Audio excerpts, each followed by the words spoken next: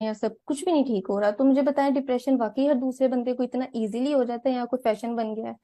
اور اگر ہے بھی تو واقعی قرآن پڑھنے سے بس ایਵੇਂ ٹھیک ہو جاتا ہے بندہ؟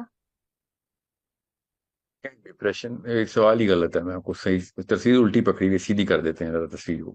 ٹھیک۔ ڈپریشن ایک اللہ کی نعمت ہے، اوکے، اس کو انجوائے کریں۔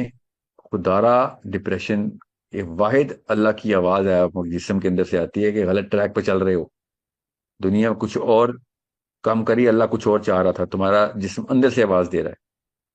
اس کو دور نہ بگائیں، اس کو ٹریٹ کریں، اپنے آپ کو ٹریٹ کریں، سوری، اس کو نہ ٹریٹ کریں، اپنے آپ کو ٹریٹ کریں۔